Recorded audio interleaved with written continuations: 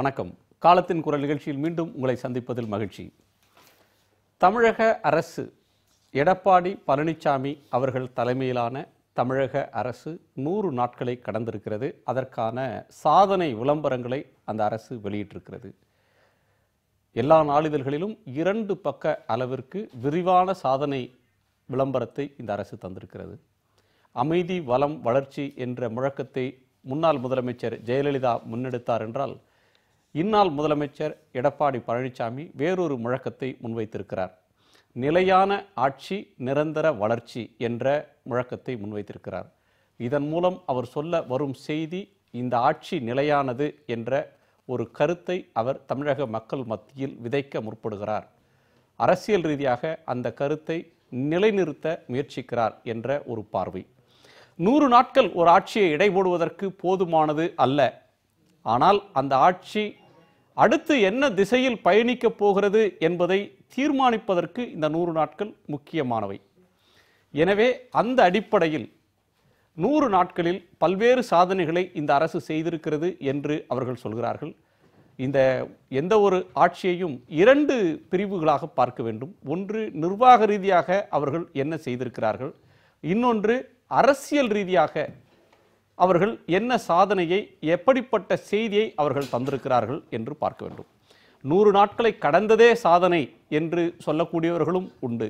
ஏனென்றால் திமுக தரப்பில் எடப்பாடி பழனிசாமி அவர்கள் தலைமையிலான அரசு நம்பிக்கை வாக்கெடுப்பை கோரிய நாளில், சட்டசபையில் இந்த அரசு நிலைக்குமா நிலைக்காதா என்ற நம்பிக்கை வாக்கெடுப்பு கோரப்பட்ட நாளில் திமுகவின் பொங்கலூர் பழனிசாமி முன்னாள் அமைச்சர் சொன்னார், எடப்பாடி ஆட்சி என்பது ஒரு இடைக்கால ஆட்சி என்று சொன்னார். எனவே இது இடைக்கால ஆட்சி அல்ல என்று எடப்பாடி சொல்ல வருகிறாரா? 100 நாட்களில் நடந்தது என்ன? விவாதிக்கலாம். நம்மோடு அஇஅதிமுகவின் சட்டமன்ற உறுப்பினர் திரு இன்பதுரை, திமுகவின் திரு தமிழன் பிரசன்னா, பத்திரிகையாளர் திரு ஐயநாதன், ஓய்வு பெற்ற IAS அதிகாரி தனவேல் ஆகியோர். வணக்கம். தமிழன் பிரசன்னா, நால்வருடைய கருத்தையும் முதல்ல கேட்கிறேன். 100 நாள் அரசு ஒரு முழக்கத்தோடு முன் வந்திருக்கிறது. இந்த முதலமைச்சர் பெரிதும் விளம்பரங்களில் ஈடுபடாத முதலமைச்சர். முதல் முறையாக ஒரு பெரிய அளவில் தங்கள் சாதனை என்று விளம்பரப்படுத்துகிறாங்க. 100 நாள் நிலையான ஆட்சி, நிரந்தர வளர்ச்சி, இது என்ன சொல்லுது? அவர் ஆட்சி நிரந்தரம் இல்லாமல் இருக்கிறதுக்கான முழக்கத்தை அவரே முன்மொழிஞ்சிருக்காரு. எனக்கு எப்படியாவது நிலையான ஆட்சிக்கு இருக்க விடுங்க, ஏன்னா அது மட்டும்தான் நிரந்தர வளர்ச்சி தரும் என்கிற அவருடைய அச்சத்தை விளம்பரத்திலேயே அவர் அறியாமல் வெளிப்படுத்தி இருக்கிறார். நீங்க இந்த 100 நாள் ஆட்சி அப்படிங்கிறத மீண்டும் மீண்டும் நம்முடைய ஊடகங்களும் பத்திரிகைகளும் இது 100 நாள் ஹனிமூன் பீரியட், பிரேக்கப் பீரியட் அப்படி அல்ல. தொடர்ந்து இந்த 6 ஆண்டு கால ஆட்சியை தான் நீங்கள் பார்க்க வேண்டும். ஒரு கட்சியினுடைய ஆட்சி தொடர்ந்து நடைபெற்று கொண்டிருக்கிறது. இதே ஆட்சியாளர்கள், இதே மந்திரிகள். இந்த நாளில் 100 நாளில் இவர் செய்திருக்கிற இந்த சாதனை என்னன்னா, பத்திரிகைகளுக்கு இன்னைக்கு ஒரு 100 கோடி ரூபாய்க்கு விளம்பரம் கொடுத்திருக்காரு. இந்த 100 கோடி ரூபாயை போக்குவரத்து தொழிலாளர்கள் ஊதிய போராடிட்டு இருக்காங்க தெரியுங்களா, பென்ஷன் கேட்டு, அவங்களோட சேர்த்து ஏற்கனவே ஒரு 1200 கோடி கொடுக்க வேண்டியதை போட்டிருக்காங்க இல்லையா, அதோட சேர்த்து ஒரு 1300 கோடியா கொடுத்துருக்கலாம். இந்த பட்டியலை 2 பக்கத்துக்கு கொடுத்திருக்கிற பட்டியலை வாசிச்சு பார்த்தோம்னா, எதுக்கு இப்படிப்பட்ட ஒரு விளம்பரம் இந்த அரசின் சார்பாக கொடுக்கப்பட்டிருக்கிறது என்பது நம்முடைய கேள்வியாக இருக்கிறது. எதுக்கு 300 கோடி, அதுக்கு 400 கோடி, 500 கோடி, 600 கோடி? அரசுகள் முதலாண்டோ 100 நாளோ ஒரு விளம்பரத்தை தர்றது, நாங்க இதை செஞ்சிருக்கோம் அப்படின்னு சொல்லி தங்களை செய்யறதுன்றது முதல் முறை இல்லையே. அது ஜெயலலிதா, பன்னீர்செல்வமை தவிர நான் என்ன சொல்றேன், ஜெயலலிதா அவர்கள் காலத்திலும் தந்திருக்கிறாங்க, கருணாநிதி அவர்கள் காலத்திலும் இப்படியான சாதனை விளம்பரங்கள் செய்யப்பட்டிருக்குதாங்க. நான் என்ன சொல்றேன், தலைவர் கலைஞருடைய ஆட்சி காலத்துல இப்படிப்பட்ட ஆடம்பர விளம்பரங்கள் வராது. தலைவர் கலைஞர் மிக தெளிவாக சொல்லுவார். மீண்டும் சொல்றேன், நீங்க இந்த விளம்பரங்களை மையப்படுத்துங்க. இந்த விளம்பரங்கள்ல இருக்கிற அந்த கோடிகள்னு கணக்கு போட்டிருக்காங்க இல்லையா, அதெல்லாம் கூட்டி பார்த்தீங்க அப்படின்னா இதுக்கு எங்க நிதி ஆதாரம் இருக்கு அப்படிங்கறதான் இப்ப என்னுடைய கேள்வி. உங்களுடைய விளம்பரங்களில் கொடுக்கப்பட்டிருக்கிற எல்லா தொகைகளினுடைய பட்டியல்களை வாசிக்கிற போது இதற்கு எங்கே நிதி இருக்கிறது? அதுல ஒரு சின்ன உதாரணம் சொல்றேன் கேட்டுங்க. 2015 அதனுடைய முதல் பக்கத்துல வேளாண்மை துறைக்கான விவசாயிகளினுடைய பயிர் காப்பீட்டு திட்டத்தின் கீழ் இழப்பீடு தொகை வழங்குவதற்கு 403.79 கோடி. எந்த வருஷத்துக்கு? 2015-16க்கு. இப்ப ஓடுகிற நடப்பு நிதியாண்டு என்பது 2016-17. 2015-16 இருக்கக்கூடிய பயிர்க்கடனையே கொடுக்க வக்கற்ற நிதி மேலாண்மையில் பின்தங்கி இருக்கிற ஒரு ஆட்சி என்பது இந்த பக்கம் 100 கோடி விளம்பரம் கொடுப்பது இந்த நாட்டிற்கு அவமானமாக இந்த நாட்டு மக்களை புறந்தள்ளுகிற ஆட்சியாகத்தான் நான் பார்க்கிறேன். சரி, இது ஒரு முதற்கட்ட பார்வை. மற்றவருடைய முதற்கட்ட கருத்தையும் கேட்டு அதுக்கு பிறகு விவாதிக்கலாம். ஏன்னா இந்த அரசு பாசிட்டிவாக பார்க்கணும் அப்படின்னா ஜெயலலிதா அவர்கள் ஆட்சி காலத்தில் அவருடைய சட்டமன்ற உறுப்பினர்களோ அமைச்சர்களோ முதலமைச்சரை எளிதில் சந்திக்க முடியுமா அப்படின்னா எளிதில் சந்திக்க முடியாது. இன்றைக்கு தலைமைச் செயலகத்துக்கு எம்எல்ஏக்கள் வர்றாங்க, சந்திக்கிறாங்க. காலையில் எடப்பாடி பழனிசாமி அவர்கள் வீட்டுக்கு முன்னாடி 100 பேர் குவிகிறார்கள். அவர்கள்ட்ட அவர் மனு வாங்குகிறார். ஒரு எளிதில் சந்திக்கக்கூடிய முதலமைச்சர் அப்படின்ற ஒன்று பாசிட்டிவ். ஆனால் நிர்வாக ரீதியாக வேகமாக கோப்புகள் நகர்கின்றனன்னு சொல்கிறாங்க. அரசியல் ரீதியாக டெல்லியிடம் மாநில உரிமைகளை அடகு வைத்து விட்டது இந்த அரசு, சரணாகதி அடைந்து விட்டது அப்படின்ற குற்றச்சாட்டுகள் விமர்சனங்கள் இருக்கு. மக்கள் பிரச்சனையை கண்டுகொள்ளாமல் தங்களுடைய சொந்த பிரச்சனையில கவனம் செலுத்துகிற அரசு அப்படின்னு சொல்றாங்க. இந்த விமர்சனங்கள் பாசிட்டிவ் அண்ட் நெகட்டிவ்ஸ் ரெண்டுமே இருந்துகிட்டு இருக்கு. நம்ம தொடர்ந்து விவாதிக்கலாம். திரு ஐயநாதன் அவருடைய பார்வையை கேட்கிறேன். உங்க பார்வை 100 நாட்கள் அரசை நீங்க எப்படி பார்க்குறீங்க? சரி, இவர் திரு எடப்பாடி பழனிசாமி அவர்கள் ஒரு முதல்வராக பொறுப்பேற்றது என்பது ஒரு தலைமைத்துவத்துக்காகவோ அல்லது அந்த கட்சியில் ஒரு செல்வாக்கு மிக்கவர் என்பதற்காகவோ அல்ல. அப்போ இருந்த ஒரு சூழலில் இவர் முன்னிறுத்தப்பட்டார், முதல்வர் பதவிக்கு வந்திருக்கின்றார். நீங்கள் சொன்னதை போல செல்வி ஜெயலலிதா நெருக்கடியில் முதலமைச்சரானவர் தன்னை நிலைநிறுத்தி கொண்டிருக்கிறார். அந்த முயற்சியில் அவர் ஈடுபடுகின்றார் என்பது புரிகிறது. ஆனால் ஆரம்பத்தில் அவர் வந்தவுடன் தான், இந்த பொறுப்பை ஏற்றவுடன் தான் இயக்கப்படுகின்றோம் என்பதை எல்லாம் உணர்ந்தார். யாரால் இயக்கப்படுகின்றோம், எப்படியெல்லாம் இயக்கப்படுகின்றோம் என்பதையெல்லாம் அவர் உணர்ந்திருக்கிறார். அதற்கு முன்னாடி அவருக்கு தெரியாதா? அரசியல் இன்றைக்கு தான் முதல் பேபி ஸ்டெப் எடுத்து வைக்கிற ஒரு குழந்தை மாதிரி அவரும் நீண்ட காலம் அரசியல் காலத்தில் இருந்தார். தனித்தன்மையோடு இவர்கள் செயல்பட்டார்கள் என்பதற்கு எந்த அத்தாட்சியும் இல்லை. இரண்டாவது உடையும் செல்வி ஜெயலலிதா இருக்கும் பொழுதே கூட நீங்கள் எடுத்துக்கொள்ளுங்கள். ஒரு பெரும் திட்டத்தை தீட்டி அல்லது ஒரு 10-15 திட்டங்களை தீட்டி அந்த ஒரு விஷன் 2023 என்பதை தவிர மற்ற எதிலும் எந்த விதமான திட்டமும் இன்றி எல்லாவற்றையுமே ஒரு தற்காலிக தன்மையோடு தான் அவர் அறிவினார். 110 விதிகளின் கீழ் அவர் அறிவிக்காத அறிவிப்புகளே, வெளியிடாத அறிவிப்புகளே இல்லை. அதே போல நீங்கள் பார்த்தீர்கள் விளம்பரங்கள் என்கின்ற ஒரு அடிப்படையில் தான் அவருடைய இது எல்லாமே இருந்தது. இது மக்களுக்கு சென்றதா, பலன் கொடுத்ததா என்பதையெல்லாம் எந்த இடத்திலும் அவர்கள் நிரூபிக்கவில்லை. நான் முக்கியமாக ஒரு உதாரணத்தை எடுத்து 100 நாள் ஆட்சி நீங்க எப்படி இவால்வ் பண்றீங்க? இந்த 100 நாள் ஆட்சின்றது என்ன அப்படின்னீங்கன்னா, இது நீங்க சொன்னதை போல இது மதிப்பிடுவதற்கான போதுமான நாள் இல்லை. நீங்கள் அறிமுக உரையில் சொல்ல அவர் நிலைநிறுத்திட்டார். 100 நாள் சமாளிச்சதே பெருசு. 100 நாள் ஓடுறதே கஷ்டம். இந்த ஆட்சி நித்தியகண்டம் பூர்ணாயுசுன்னு அன்னைக்கு சொன்னாங்க. ஆமா, சட்டமன்றத்துல நம்பிக்கை வாக்கெடுப்பு அன்றைக்கு பேசப்பட்டது இன்னைக்கு வேணா தப்பிச்சிருக்கலாம். இந்த எம்எல்ஏக்கெல்லாம் ஊருக்கு போனாங்கன்னா அவங்க அடுத்த நாளே இன்னொரு பக்கம் போயிடுவாங்க. எங்க பக்கம் வந்துருவாங்க. அவங்கள கூவத்தூர்ல இருந்து நேரா கூட்டு வந்துட்டாங்க.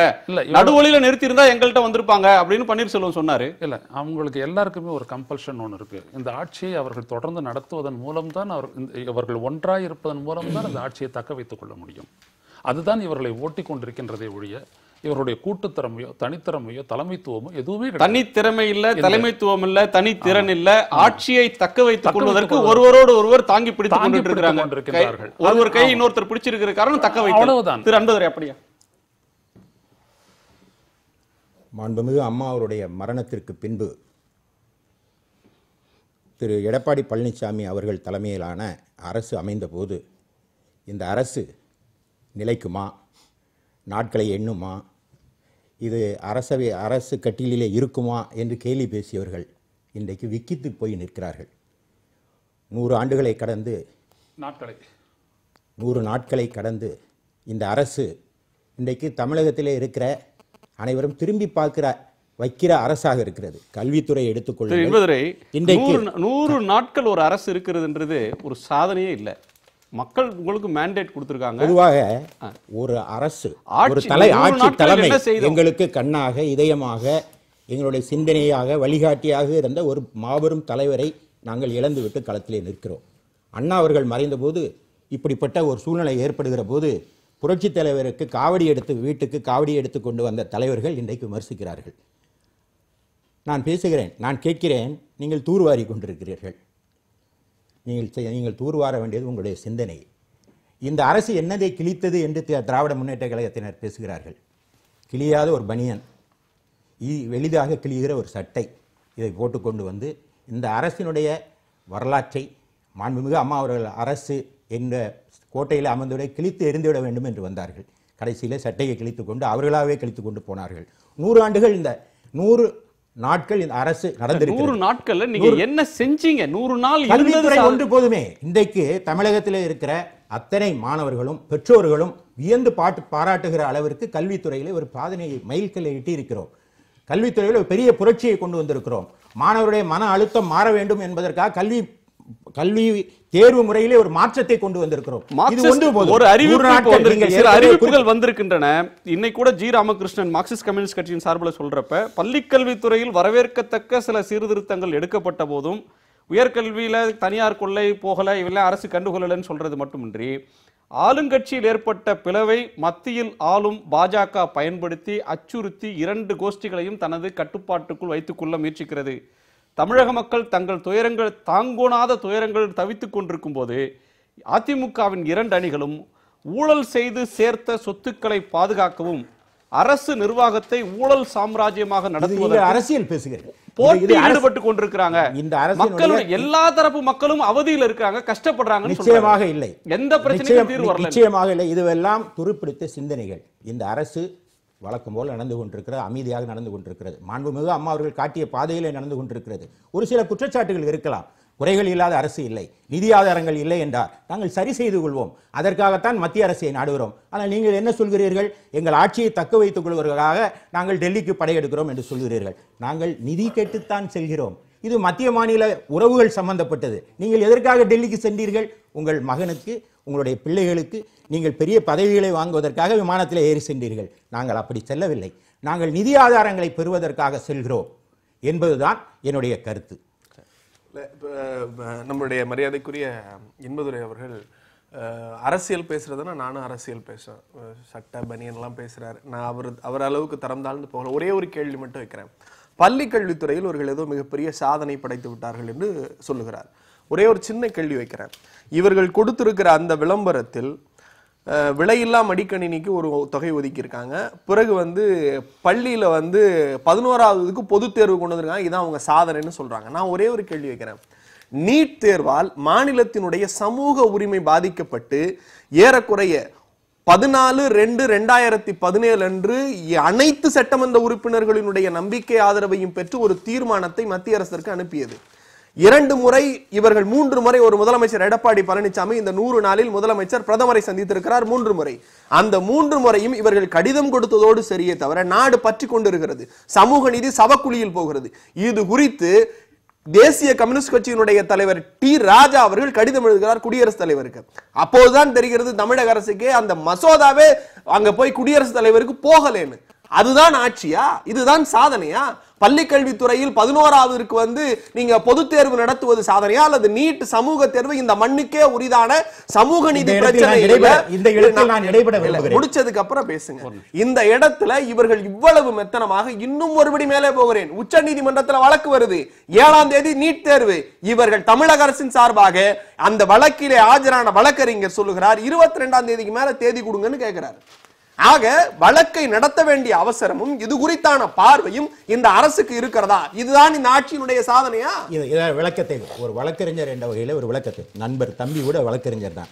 14 ஆண்டு காலம் மத்திய அரசிலே இவர்கள் அங்கம் வைத்தார்கள். கல்வி என்பது கன்கரண்ட் லிஸ்ட், மாநில அரசு பட்டியலிருந்து கன்கரண்ட் லிஸ்ட்டுக்கு போய்விட்டது. என்ன செய்திருக்க வேண்டும்? அதை மாற்றி மாநில உரிமை என்று பறித்திருக்க வேண்டாமா? மாநில சுயாட்சியில் என்று வாய்க்கிலேயே பேசுகிறவர்கள் அல்லவா நீங்கள்? பெற்றிருக்க வேண்டுமா? 14 ஆண்டு காலம் மத்தியில் இருந்தீர்கள். அப்பொழுதெல்லாம் எந்த நடவடிக்கையும் எடுக்கவில்லை. சமச்சீர் கல்வி என்றீர்கள். சமச்சீர் கல்வி என்றால் எல்லா கல்வியும் தரம் ஒன்றாக இருக்க வேண்டும். இன்று மாணவர்கள் நீட் தேர்விலே போட்டியிட முடியவில்லை என்ற ஒரு நிலை உருவாகி இருக்கிற போது கல்வி முறையிலே ஒரு மாற்றம் வேண்டும் என்ற சிந்தனை வருகிறது. இன்னொரு பக்கம் இந்த மத்திய அரசிற்கு நாங்கள் அனுப்பி இருக்கிறோம். அதற்கான ஒப்புதலை பெற்றுத்தர வேண்டியது மத்திய அரசு. உங்கள்ட்ட எம்பி இருக்காங்க, 50 எம்பிக்கள் இருக்காங்க. அரசியல் நீங்க என்ன அழுத்தத்தை ஒவ்வொரு முறையும் வலியுறுத்துகிறோம். நீங்க அதிகாரம் இல்லாத ஒன்று எதற்காக சட்ட திருத்தத்தை கொண்டு வர்றீங்க? சட்டமன்றத்துல அது பொது பட்டியல் இருந்தாலும் தமிழ்நாடு சட்டமன்றத்துல நீங்க எதுக்கு சட்டத்தை கொண்டு வர்றீங்க? கொண்டு வந்த சட்டத்தை ஏன் உங்களால் நிறைவேற்ற முடியல? மாநில அரசினுடைய கன்கரண்ட் லிஸ்ட் என்று சொல்லப்படுகிற மாநில அரசு பட்டியலிருந்து மத்திய அரசு பட்டியல் கன்கரண்ட் லிஸ்டுக்கு சென்று விட்டால் ஜல்லிக்கட்டு கூட அப்படித்தான். மத்திய அரசு சென்று விட்டால் அது ஜனாதிபதியினுடைய ஒப்புதலை பெற வேண்டும்.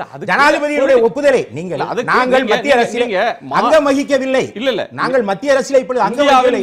எம்பிக்கள் இருக்கிறார்கள். ஆனால் எம்பிக்களையும் மத்திய அரசில் 14 வருடம் இருந்தவர்கள் இதை பற்றி பேசக்கூடாது. மாணவர்களுக்கு கடந்த 100 நாட்கள்ல உங்களுக்கு நீட் தேர்வு நடக்கும், நீட் யதார்த்தம், நீட்டுக்கு படிங்க அப்படின்னு அரசு சொல்லுச்சா, பள்ளிக்கல்வித்துறை சொல்லுச்சா, உயர்கல்வித்துறை நாங்கள் சொல்லுச்சா? போராடுகிறோம். நீட் வராது என்பது எங்களுடைய நிலைப்பாடு. அதற்காக போராடுகிறோம்.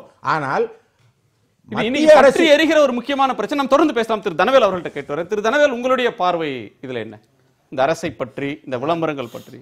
அதாவது ஒரு அரசினுடைய செயல்பாட்டை ஒரு 100 நாட்கள் வைத்து மதிப்பிட முடியாது. ஆனால் கடந்த காலத்திலே அவர்களுடைய முக்கிய தலைவர்களுடைய மறைவின் காரணமாக ஏற்பட்ட பல்வேறு குழப்பங்கள், இந்த குழப்பத்தின் காரணமாக இருவரும் அவருக்கு பின்னால் வந்தவர்கள் 2 பேர்களுடைய ஒப்பிட்டுக் கொள்வதற்காக ஒரு வாய்ப்பாக இந்த 100 நாளை சொல்லி தங்களை நிலைநிறுத்திக் கொள்வதற்காக அந்த 100 நாட்களில் என்னென்ன சாதனைகள் நடந்தது என்று சொல்லலாம். ஆனால் இந்த விளம்பரத்திலே வந்திருக்கின்ற அந்த திட்டங்களை பார்க்கிற பொழுது நலத்திட்டங்கள், தொடர்கிற திட்டங்களினுடைய செயல்பாடுகள் நிறைவு தருவதாகவே இருக்கின்றன. ஆனால் புதிதாக பெரும் திட்டங்கள் எதுவும் திட்டமிட்டு மேற்கொள்ளப்படவில்லை. அதற்கு நிதி ஆதாரங்கள் ஒரு பெரிய பிரச்சனையாக இருக்கலாம், அது ஒரு காரணமாக இருக்கும். இரண்டாவது, சமீப காலத்திலே குறிப்பிடத்தகுந்த, அதாவது செலவு ஏதும் இல்லாத ஒரு இது இந்த கல்வி, அது வரவேற்கத்தக்கது. அதாவது கல்வியில் தேர்வுகளில். ஆனால் இதை கூர்ந்து பார்த்தீங்கன்னா, நான் சொல்லி முடிச்சிடுறேன், இதை கூர்ந்து பார்த்தா 12 வருடமாக இந்த பாடத்திட்டங்களை மாற்றி அமைக்க பொறுப்பேற்க வேண்டியவர்கள் இப்போ இவங்களை ஒரு 6வது ஆண்டுல இருந்தாங்க. மன்னிக்கணும், இது வந்து செலவில்லாதது அப்படின்றதுல மாற்று கருத்து இல்லை. ஆனா இதுக்கு ஒரு பொலிட்டிக்கல் வில் வேணும்.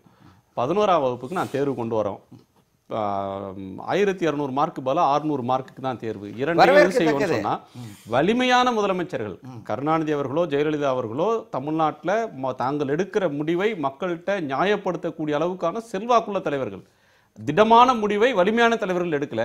நீங்க இது செலவில்லாததா இருக்கலாம், இது வந்து அறிவிப்புன்னு கூட நீங்க சொல்லலாம். ஆனா இதை எடுக்கிறதுக்கு ஒரு தீர்க்கமான அரசியல் துணிவு தேவைப்படுது இல்ல? அது இந்த வலிமையற்ற அரசு சொல்லப்படுற அரசுல இதை செய்யறாங்கன்னு சொன்னா அது ஒரு பாசிட்டிவான விஷயம் தானே.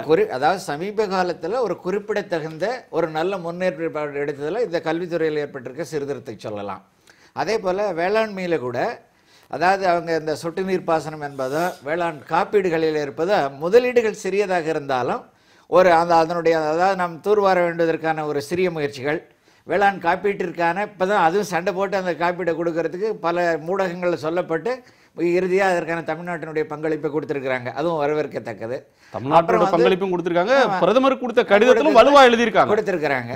அப்புறம் குடிமராமத்துன்ற கோட்பாட்டை மீட்டெடுத்து கொண்டு வந்து இப்போ முயற்சி எடுத்திருக்காங்க. இதில் மக்கள் வேண்டுவது அண்டை மாநிலங்களை போன்ற, அதாவது குறிப்பாக தெலுங்கானா ஆந்திராவை போன்ற பெருமளவிலான வேளாண் திட்டங்களோ பாசன திட்டங்களோ எடுக்கிற நிலைமையில் ஒரு உறுதியான நிலைப்பாடு இதுவரை தமிழக அரசிடமிருந்து வரல. இப்போ அதெல்லாம் வந்து எடுக்கணுன்றது தான் மக்களுடைய விருப்பம். அதை பார்த்துட்டு பொதுவாக பார்க்கிற பொழுது ஆன்கோயிங் ஸ்கீம்ஸ் முறையாக சென்று கொண்டு இருக்கிறது.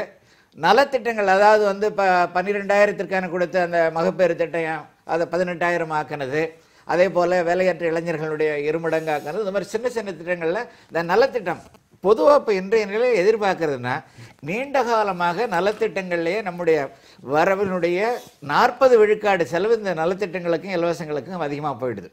நீங்கள் வாங்கக்கூடிய கடன் வாங்கி வட்டி கட்டுற நிலைமைக்கு வந்துருச்சு. அதை வந்து நிதி சீர்திருத்தத்துக்கு பார்க்க வேண்டியது. இரண்டாவது மிக முக்கியமாக தவற விட்டது ஒன்று நான் கருதுறது, இந்த டாஸ்மாக் பிரச்சனை, அதாவது மது ஒழிப்பு சம்பந்தமாக தேர்தல் அறிக்கையில் இவர்கள் குறிப்பிட்டிருந்தும் கூட, உச்ச நீதிமன்றமும் நீதிமன்றங்களும் கண்டித்தும் கூட இதை ஒரு வாய்ப்பாகவாவது பயன்படுத்தி கொண்டு இந்த கடைகள் மூடி இருக்கிற நிலைமை மாறி இன்று கிராமத்துக்கு கிராமம், ஊருக்கு ஊர் பெண்கள் நேரடியாக கடைகளை அடித்து இருக்கிற நிலைமைக்கு சென்ற பிறகும் கூட அது பற்றி ஒரு சின்ன அறிவிப்பு கூட கொள்கையில மாற்றம். இந்த நேரத்தில் அதை துணிஞ்சு சொல்லியிருந்தாங்கன்னா நம்ம வரவேற்று, அரசின் கொள்கை முடிவுதல் துணிஞ்சு சொல்லியிருந்தாங்கன்னா 100 நாள் அது ஒரு சாதனையாக இருந்திருக்கும். ஏற்கனவே இவர்கள் ஒப்புக்கொண்ட விஷயம்தான். அதுல எல்லாம் கவனம் செலுத்துறதுக்கான நீண்ட அனுபவம் வாய்ந்தவர், நிர்வாகத்தில் இருந்தவர், திடீர்னு ஒரு 3000 கடையை மூடுறது அப்படின்னு சொன்னா அரசின் வருவாய் ஆதாரத்தை பெருக்காம அரசு ஒப்புக்கொண்டதுதான். படிப்படியாகன்னு சொன்னாங்களே தவிர, ஜெயலலிதா ஆட்சியின் காலத்துல கூட அவங்க கொடுத்த வாக்குறுதியில படிப்படினா முதல் நாள்லயே ஓராண்டுக்குள்ளேயே எல்லாத்தையும் முடிச்சிடுறாங்களா? அது படிப்படிக்கு வந்து டைம் லிமிட் என்ன?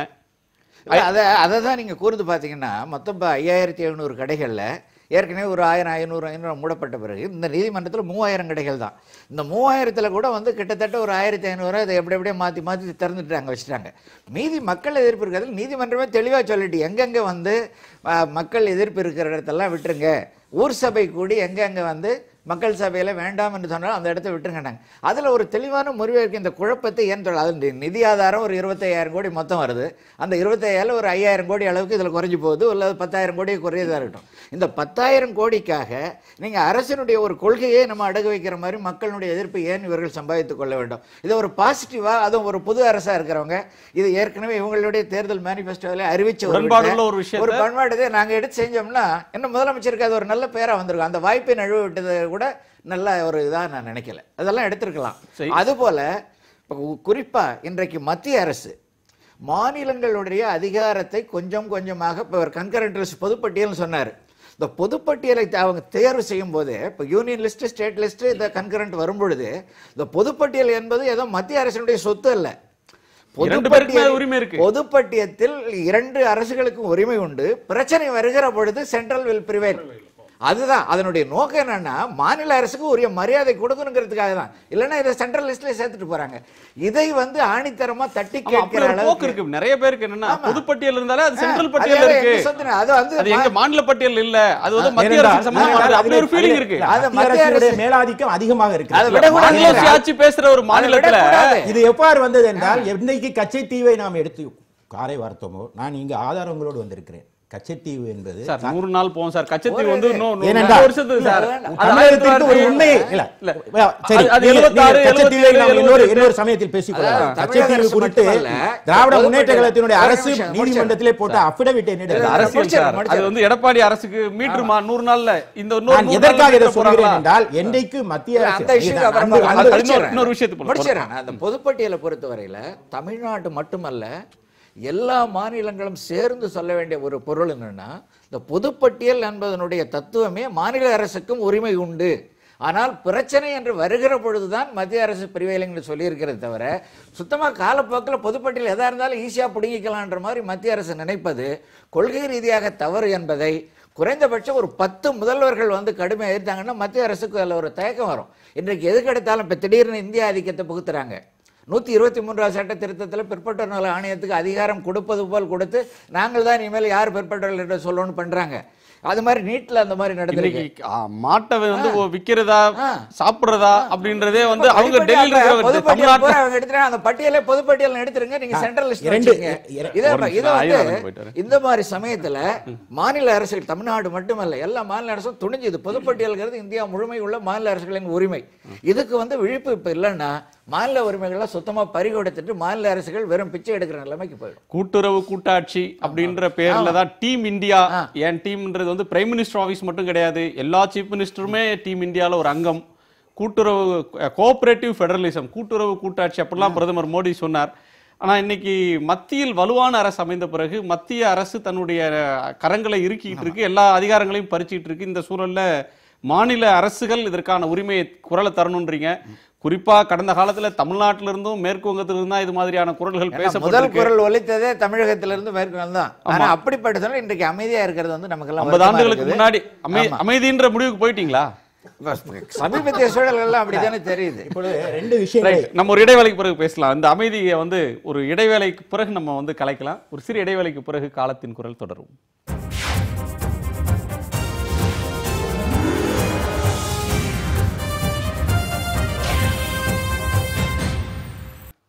காலத்தின் குரல் தொடர்கிறது. திரு ஐயநாதன், ஜெயலலிதா அவர்கள் காலத்தில் அமைச்சர்கள் பேசி நம்ம பார்க்கல, அமைச்சர்கள் பேச்செல்லாம் தலைப்பு செய்தியானதில்லை. இப்போ அமைச்சர்கள் சுதந்திரமா பேசுறாங்க, சட்டமன்ற உறுப்பினர்கள் பேசுறாங்க, சட்டமன்ற உறுப்பினர்கள் ஆளுங்கட்சி சட்டமன்ற உறுப்பினர்களை உண்ணாவிரதம் போராட்டம்லாம் பண்றாங்க. திருப்பூர் எம்எல்ஏ பேசுறாரு, சூலூர் எம்எல்ஏ பேசுறாரு. இதெல்லாம் அந்த கட்சியுடைய ஜனநாயகத்தை காட்டுது. அமைச்சர்கள் இண்டிபெண்டா டெசிஷன் எடுக்கிற அளவுக்கு இதா இருக்கிறாங்க அப்படின்றது பாசிட்டிவா பார்க்கிறதா வேற மாதிரி பார்க்கிறதான்றது ஒண்ணு. ஒரு பத்திரிகையாளரா கேட்கிற ஒரு கேள்வி. இன்னொன்னு, இந்த 100 நாள்ல அரசியல் ரீதியாக பாத்தீங்கன்னு சொன்னா it had weathered all storms, நெருக்கடிகளை எல்லாம் கடந்துருச்சு. ஐடி ரெய்டு வந்தது, அமைச்சர்கள் புகார்களுக்கு ஆளானாங்க, உட்கட்சியில் குழப்பங்கள் இருக்கு, அவங்க வந்து இணைப்புக்கு இந்த அரசு நீடிக்காதுன்னு பன்னீர்செல்வம் தரப்பில் இருக்கக்கூடிய எம்எல்ஏக்கள் பேசுறாங்க. அவரே கூட இந்த மக்கள் விருப்பத்தை இந்த அரசு நீடிக்க செய்யலை, இவங்க போய் நின்னாங்கன்னா டெபாசிட் வாங்க மாட்டாங்க அப்படின்லாம் சொல்றாங்க.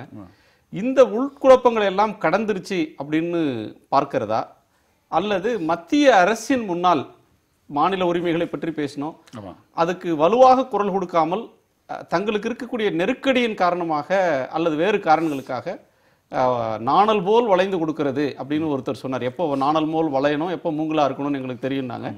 நாணலாக இருக்கிற பருவத்துக்கு அது போயிடுச்சா?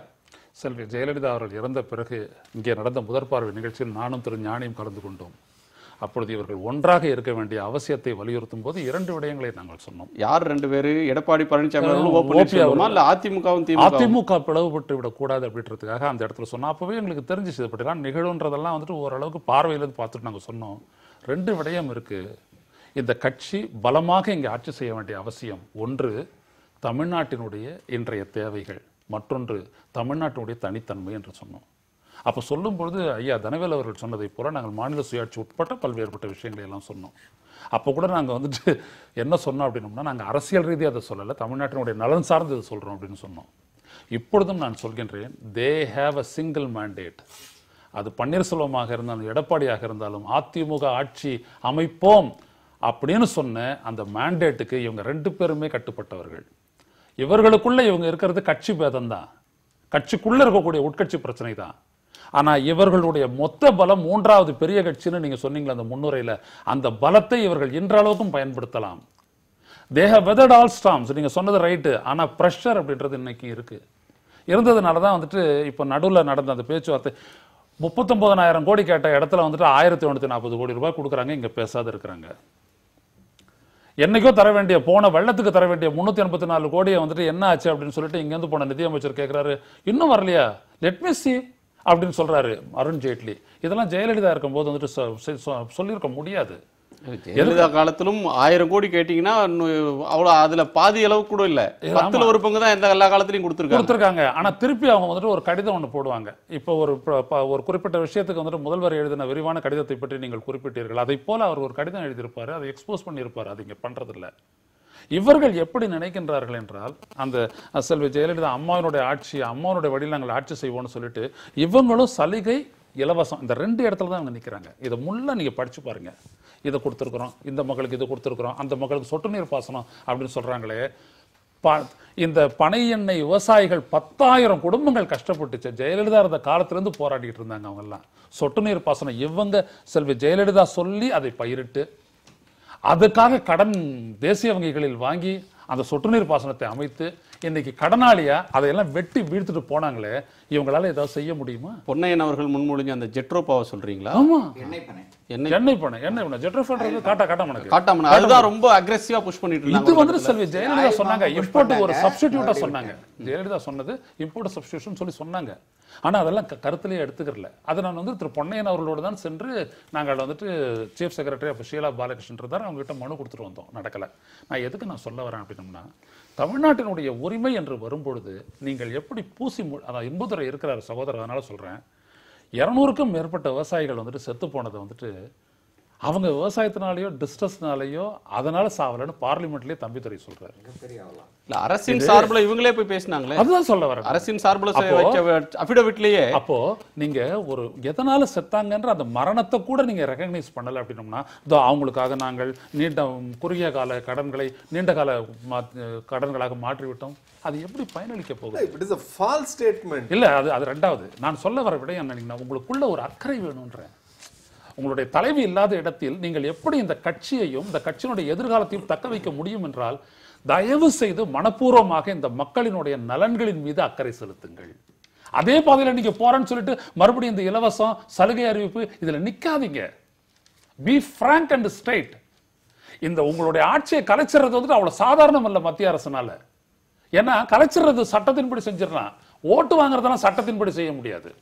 அப்ப ஆளுநரை வச்சுக்கிட்டு ஆட்சியை ஆண்டுடலாம், ஆளுநரை வச்சுக்கிட்டு ஆட்சியை பிடிக்க முடியாது.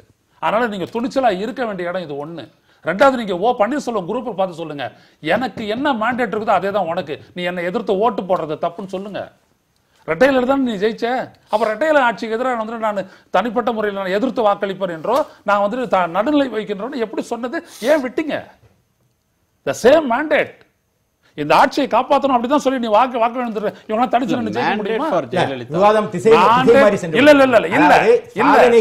எந்த இடத்தில் நீங்கள் பலவீனம், எந்த இடத்துல உங்களுடைய அக்கறையும் அன்பும் நாங்கள் ஏற்றுக்கொள்கிறோம். மக்கள் மீது வையுங்கள் என்று சொல்லுங்கள். எங்கு மாநில அரசு வீக்கா போகுது அப்படின்னா, நான் ஏற்கனவே சொன்னேன், இன்றைக்கு கச்சத்தீவு விஷயத்திலே நான் கச்சத்தீவு விஷயத்துக்குள்ளே போக விரும்பவில்லை, அது இன்னொரு முறை வைத்துக் கொள்ளலாம். தமிழக அரசை பொறுத்தவரையிலே இன்றைக்கு கல்வியிலே சாதனை படைத்திருக்கிறோம், கல்வியிலே ஒரு மாற்றத்தை ஏற்படுத்தியிருக்கிறோம், புரட்சியை ஏற்படுத்தியிருக்கிறோம். அது மாண்புமிகு அம்மா அவர்கள் காலத்திலே இருந்தது. ஒரு மாணவன் +2 ஃபெயில் ஆகிவிட்டால் அடுத்த முறை தான் எழுத முடியும், அதை இடையிலே எழுதலாம் என்று கொண்டு வந்தார். கன்சாலிடேட் மார்க் ஷீட் என்று கொண்டு வந்தார், அனைத்தும் இலவசமாக கொடுத்தார். ஏனென்றால் கல்வி உயர்ந்தால்தான் ஒரு தேசம் உயரும் என்பதிலே யாருக்கும் எந்த கருத்தும் இருக்க முடியாது. அதுபோன்று விஷயங்களிலே நான் பதில் சொல்ல வேண்டியிருக்கிறது. ஒன்று, அன்பு தம்பி சொன்னார் போக்குவரத்து துறையை பற்றி நீங்கள் இந்த விளம்பரத்திற்கு செலவழித்த தொகையை போக்குவரத்துக்கு அளித்திருக்கலாமே என்று. போக்குவரத்துக்கு 750 கோடிக்கு சமீபத்திலே அரசாணை வெளியிடப்பட்டிருக்கிறோம், கொடுத்திருக்கிறோம். 1250 கோடியை வழங்க நாங்கள் ஒப்புக்கொண்டிருக்கிறோம். எனவேதான் போக்குவரத்து துறையிலிருந்து போக்குவரத்து திராவிட முன்னேற்ற கழகத்தின் ஆட்சியிலே 300 கோடியை நிலுவைத் தொகையை தான் வைத்துவிட்டு சென்றார்கள். நான் வந்து ஒப்பிடுவதற்காக சொல்லவில்லை, சில குறைபாடுகள் இருக்கலாம், நான் ஒத்துக்கொள்கிறேன். ஆனால் 100 நாட்கள் தத்தி தவழ்ந்து நடந்து கொண்டிருக்கிற ஒரு பச்சை பிள்ளையாக இருக்கிற ஒரு அரசாங்கம், நாங்கள் இந்த அரசாங்கத்தை நாங்கள் முன்னெடுத்து சென்று கொண்டிருக்கிறோம். இன்னொன்று, நீர்ப்பாசனம். விவசாயிகள் பற்றி சொன்னார்கள். நீர்ப்பாசன திட்டத்திலே என்னுடைய சட்டமன்ற தொகுதியிலே செயல்படுத்தப்படுகிற தாமிரபரணி, நம்பியாறு, கருமேனியாறு இணைப்பு திட்டம், அந்த திட்டத்திற்கு 300 கோடியை ஒதுக்கி இருக்கிறது எடப்பாடி அவர்களுடைய அரசு. 300 கோடி என்பது பெரிய தொகை. இந்த தொகையை ஒதுக்கி இருக்கிறார்கள். இன்றைக்கு அந்த பணி நடைபெற்றுக் கொண்டிருக்கிறது. இதன் மூலமாக தென் மாவட்ட சென்னை உயர்நீதிமன்றம் இந்த வழக்குல ஒரு பார்வையாளர், இந்த வழக்கில அரசாங்கம் தரப்பில் ஆஜரானவன் நான். ஒரு நிமிஷம், அதைத்தான் சொல்றேன். இந்த வழக்கை போட்டது திராவிட முன்னேற்ற கழகத்தினுடைய மேல்நாள் சட்டமன்ற உறுப்பினர் திரு அப்பாவு. எனக்காக நேரத்தை நீங்கள் ஒரே விஷயத்துல நான் முடிச்சிடறேன். இந்த இடத்துல 300 கோடி ரூபாயை ஒதுக்கி இருக்கிறேன் என்று சொல்லுகிறவர்கள், இந்த திட்டம் எந்த ஆட்சியில் போடப்பட்ட நீதிமன்றம் கேக்குது. இந்த அம்மையார் ஜெயலலிதா உயிரோட இருந்தப்பையும் நீதிமன்றம் என்னதான் நீங்க பண்றீங்க, இந்த திட்டத்தை இவ்வளவு நாள் கிடப்பில் போட வேண்டிய காரணம் என்னன்னு நீதிமன்றம் கேட்டது. அதற்கு பிறகு இவர்கள் சொல்லுகிறார்கள். நான் இப்ப நேரடியா இந்த 100 நாள் திட்டத்துல இவங்க கொடுத்திருக்கிற விளம்பரத்துக்கு வரேன். அதற்கு முன்பாக இந்த விளம்பரத்துல கால்வாயை பற்றி பேசுவதற்கு எனக்கு நேரம் ஒதுக்கி தர வேண்டும். ஏனென்றால் வெள்ள நீர் கால்வாய் திட்டம் என்பது சாத்தான்குளம் இடைத்தேர்தல் என்பது புரட்சி தலைவி அம்மா அவர்கள் சிந்தனையில் உதித்த திட்டம். அதை சொன்னார்கள். 96 திராவிட முன்னேற்ற கழகம் ஆட்சிக்கு வந்தது, நிதி ஒதுக்கினார்கள் 369 கோடி. அதிலே 95 கோடி தான் அவர்கள் ஒதுக்கியது. மீதி தொகையை அனைத்து இந்திய அண்ணா திராவிட முன்னேற்ற கழகம் தான். பகுதியில் இருக்கிறது. இந்த வழக்கிலே அரசு இன்பதுரை சார்ந்த ராதாபுரம் சட்டமன்ற தொகுதிக்கான 100 நாள் திட்டமா இல்ல இந்த ஆட்சிக்கான 100 நாள் திட்டமா? இந்த 100 நாட்களில் இவர்கள் கொடுத்திருக்கிற விளம்பரத்துல 2 விஷயத்தை நான் கேட்கிறேன். ஸ்கூட்டி திட்டம் வந்து இருசக்கர வாகனங்கள் திட்டம் வந்து இந்த ஆட்சி வந்த போது அம்மையார் ஜெயலலிதா அறிவித்தார். ஒரு நிமிஷம், 200 கோடி ரூபாய் இப்ப ஒதுக்கி இருக்கேங்கிறாங்க. இதுவரைக்கும் நீங்கள் என்ன நிதி ஒதுக்கிறீங்க இந்த இருசக்கர வாகனத்துக்கு? எத்தனை பேருக்கு நீங்க கொடுத்திருக்கீங்கங்கற வெள்ளை அறிக்கை. இரண்டாவது, திருமங்கலம் வரலாம். ஏனென்றால் அவர் இந்த விஷயத்திலிருந்து திசை திருப்பி செல்கிறார். வெள்ளை நீர் கால்வாய் திட்டம் நீங்க கொடுத்திருக்க திருமங்கலம் 100 நாள் சாதனையா போட்டிருக்காங்க. திருமங்கலம் மெட்ரோ ரயில் திட்டத்தை திருமங்கலம் நேரு பார்க்குக்கு 100 நாள் சாதனையா விளம்பரம் கொடுத்திருக்காங்க. இது மக்களை ஏமாற்றுகிற செயல் அல்லவா? இந்த 100 நாள்ல தான் இந்த மெட்ரோ திட்டம் நடைபெற்றதா? அவருடைய ஒளிந்ததனால் உண்மையை மறைத்து விட முடியாது. மக்கள் பார்த்துக்கிட்டு இருக்காங்க. நான் ஒரே முதலில் வெள்ள நீர் கால்வாய் 100 நாள் திட்டத்துல 100 நாள்ல நடைபெற்ற கால்வாய் திட்டம், இந்த திட்டம் 100 நாள்ல நடைபெற்றதா? ஏன் வெள்ள நீர் கால்வாய் திட்டம் கிடப்பிலே கிடந்தது? நீதிமன்றத்திலே நான் தான் அரசு சார்பில் ஆஜரானேன். அரசு சார்பில் 14 ஆண்டுகள் போராடி திட்டத்தை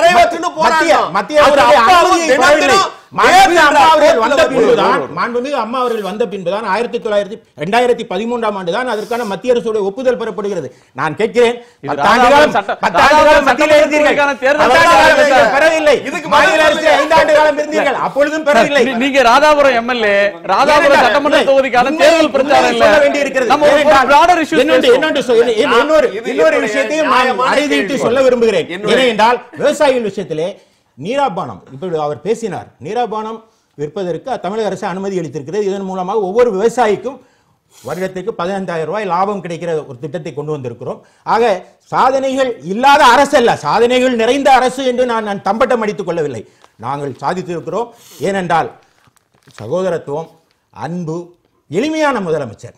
எங்களுடைய திருநெல்வேலி மாவட்டத்திற்கு அவர் வந்தார், எல்லாரும் வந்து பார்த்தார்கள். எளிமையான முதலமைச்சர்.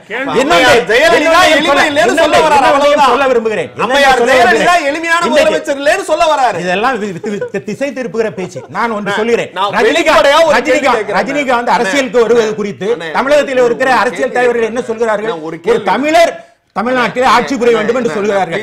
நான் எடப்பாடி என்ன எத்தியோப்பியாவில் இருக்கிறது, எடப்பாடி பழனிசாமி தமிழ்நாட்டை சேர்ந்தவர். எனவே உங்கள் சிந்தனையை தூர்வாரி விட்டு வாருங்கள் என்று மட்டும் தான் நான் கேட்கிறேன்.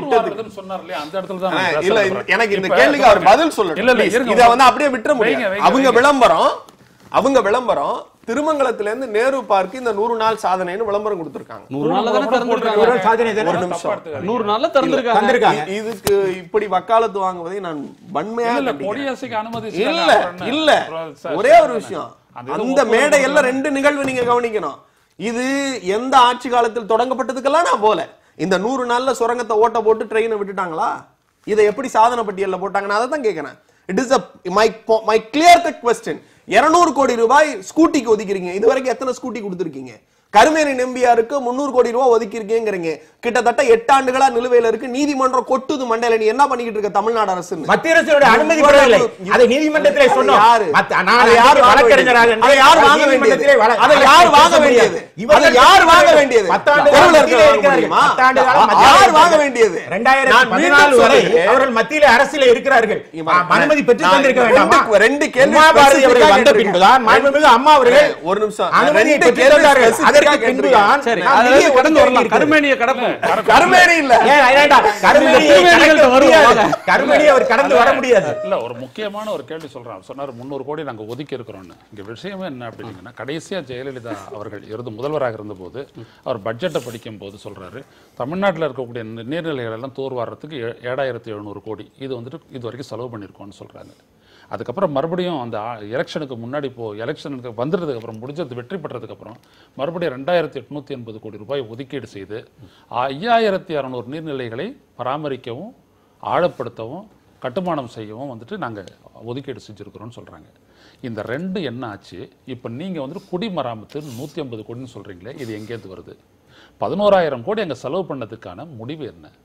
அது இல்லாத 150 கோடி ரூபாய் நாங்கள் செலவு பண்ணி இப்போ புதுசாக மக்களோட சேர்ந்து மராமத்து பண்ணுறோன்னா நீங்கள் ஆளுங்கட்சியா எதிர்கட்சியா?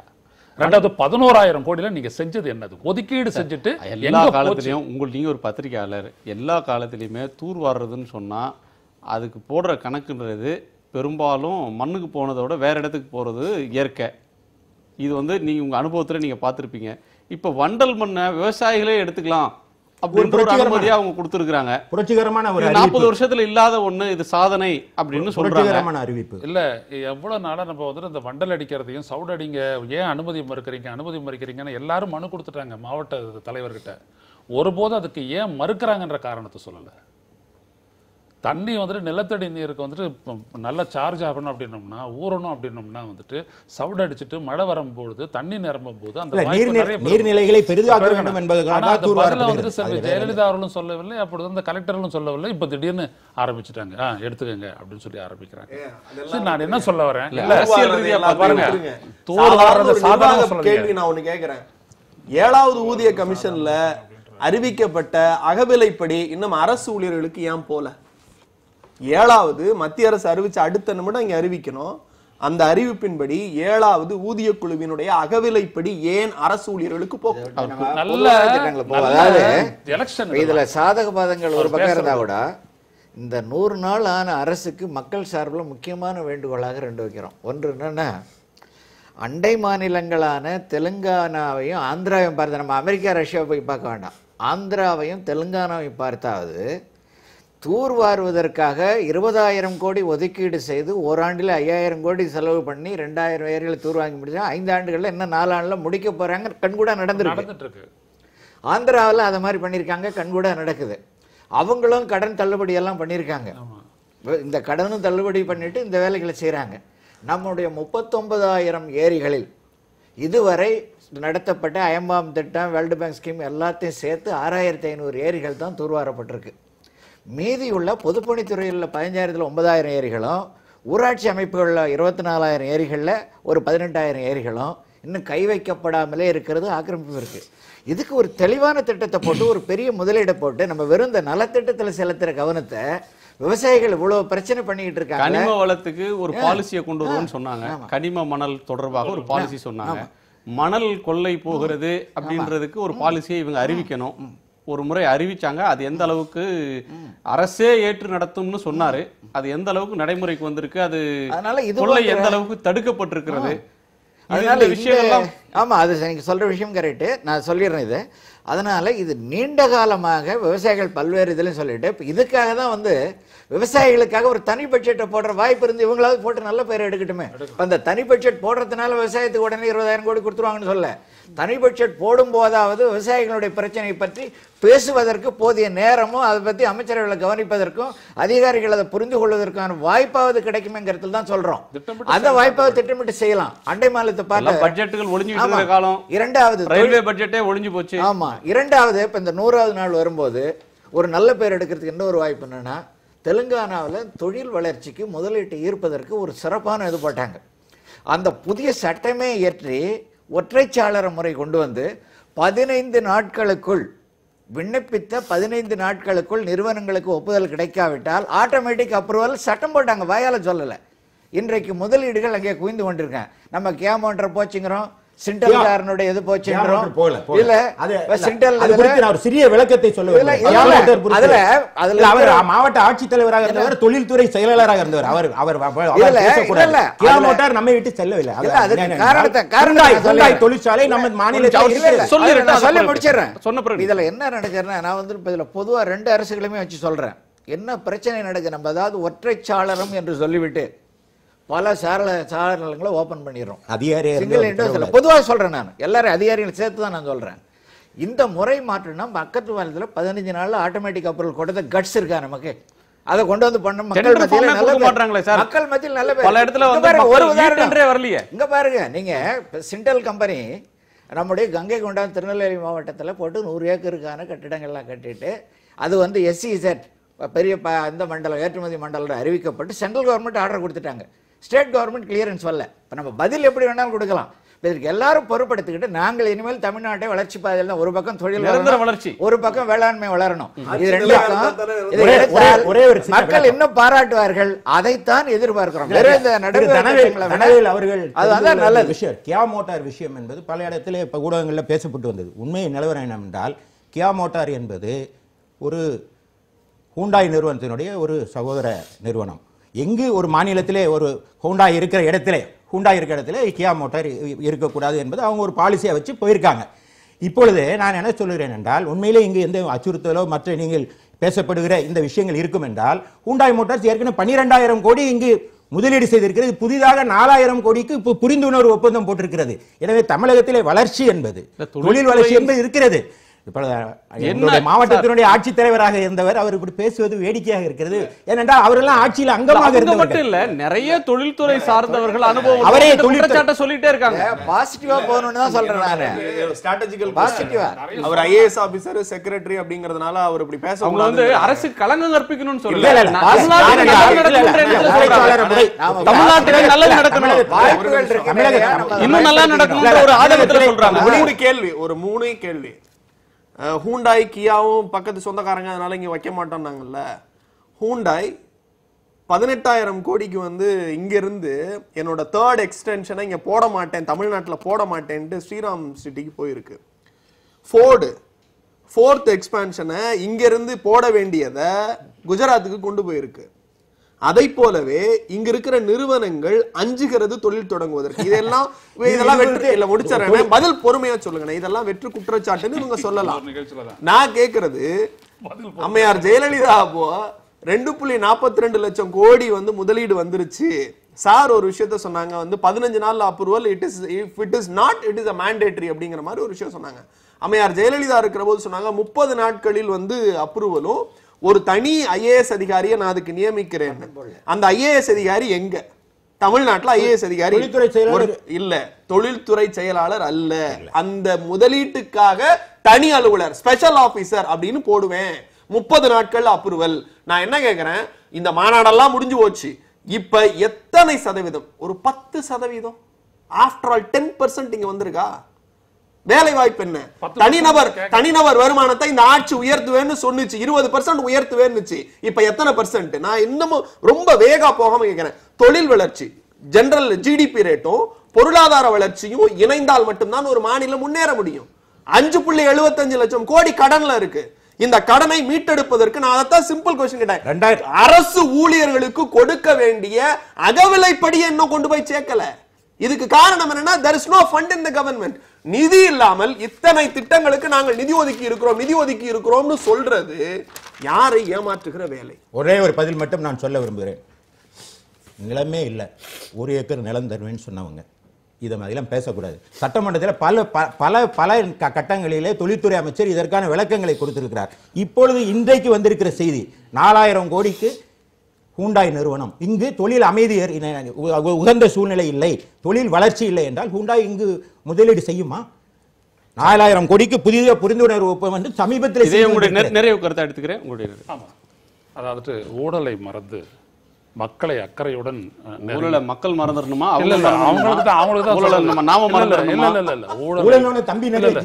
ஊழலை மறந்து மக்கள் மீது, மக்கள் நலனில் அக்கறையோடு சிந்தித்து துணிச்சலாக செயல்படுங்கள் என்று வாழ்த்துகிறேன். மக்கள் நலன்ல துணிச்சலா. மத்திய அரசுக்கு பயந்து செயல்படாதீங்கன்னு சொல்றேன். நிலையான ஆட்சி தேவையில்லை உங்களுக்கு, துணிச்சலான ஆட்சி தேவை. துணிச்சலா இருந்தா தான் மறுபடியும் உங்க ஆட்சியை நிலைநிறுத்திக்கவும் முடியும், மீண்டும் வர முடியும். இது ரெண்டும் இல்லைன்னா முடியாது. நிலையான ஆட்சி இல்ல, துணிச்சலான ஆட்சி தேவைன்றீங்க. துணிச்சலான ஆட்சி தான் நிலையா இருக்கும். இவங்களுடைய அரசியல் நிலையா இருந்தா ஆட்சி நிலையா இருக்க போது. ஜெயலலிதா என்னத்தை கடைபிடிச்சாங்க? துணிச்சலை தான் கடைபிடிச்சாங்க. அதனால தான் அவங்க நின்னாங்க. உங்களுடைய நிறைவு கருத்தோடு நிறைவு செய்யலாம் நினைக்கிறேன். மக்கள் அளித்திருக்கிற இந்த வாய்ப்பை இதை இவங்க ஒற்றுமையாக இருந்து பயன்படுத்தி மத்திய அரசை தட்டி கேட்டி பெற வேண்டியதை பெற வேண்டும். நாமே செய்ய வேண்டியது பல இதற்கு துணிவாக செய்ய வேண்டியது. அதை இப்போவாது, ஏன்னா இப்போ இவங்க சுதந்திரம் கிடைச்சிருக்கு அப்படின்னு ஒரு ஃபீல் பண்ணுறாங்க. இப்போவாது இந்த மாதிரி சில திட்டங்களை அறிவித்து துணிஞ்சு பண்ணாங்களா மக்கள் மத்தியில் நல்ல பெயர் கிடைக்கும். அதை செய்யுங்க என்பதுதான் மக்கள் சார்பான நம்முடைய வேண்டுகோள். நாற்காலியை மறந்து, மக்களை நினைத்து, ஊழலை மறந்து, இவர்கள் யாரும் அந்த சகோதர சண்டைங்கிறாங்கல்ல, அது பதவி சண்டையை மறந்து மக்கள் கொடுத்த அதிகாரத்தை தயவு செய்து மக்களுக்கு பயன்படுத்தி மக்களை காப்பாற்றுங்கள். ஒரு தேர்தலை மக்களிடம் வலிந்து திணிக்காததே இந்த ஆட்சியினுடைய சாதனை. ஏனென்றால் 122 ஒற்றுமையாக இருக்கிறோம். எளிமை, சகோதரத்துவம், ஆற்றல் ஒருங்கே பெற்றவர் தான் இன்றைய தமிழக முதல்வர் எடப்பாடி பழனிசாமி அவர்கள். எனவே மக்களுடைய இதயத்தை சாதனை விளம்பரம் கொடுத்ததே ஒரு பெரிய சாதனை. அப்படி நான் சொல்லவில்லை. நீங்கள் தெருவிலே போய் கேளுங்கள். பள்ளி பிள்ளைகள் அதாவது இந்த அரசு பிழைக்குமா என்று பேசியவர்கள் எல்லாம் வாயிலை விரலை வைக்கிற அளவிற்கு இன்றைக்கு கல்வியிலே நாங்கள் சாதனை படைத்திருக்கிறோம். இன்னும் அடுத்தடுத்து பல திட்டங்கள் எங்களிடம் இருக்கிறது. நாங்கள் நிறைவேற்றுவோம். மக்களுடைய இதயத்தை தொடுவோம், இமயத்திலே கொடி கட்டுவோம். எடப்பாடி தலைமையிலான இந்த அரசு மாண்புமிகு அம்மா அவருடைய கனவை நிறைவேற்றும். 100 ஆண்டு காலம் கடந்தாலும் இந்த இயக்கம் தமிழக மக்களை பாதுகாக்கும், ஆளும். நன்றி. நிறைய 100 ஆண்டுக்கு சொல்றீங்க, 100 நாள் கடந்திருக்கிறது. ஏனென்றால் இது தமிழனின் நிறைய விமர்சனங்களை இந்த அரசு சந்தித்திருக்கிறது. இந்த அமைச்சர்கள் மீதும் நிறைய விமர்சனங்கள் வந்திருக்கிறது. அதற்கெல்லாம் கடிவாளம் போட வேண்டிய இடத்திலும் முதலமைச்சர் இருக்கிறார். அரங்குக்கு உங்களுடைய கருத்துக்களை பகிர்ந்தமைக்கு மிக்க நன்றி. மீண்டும் சந்திப்போம். இது காலத்தின் குரல், திக்கட்டும் பரவட்டும்.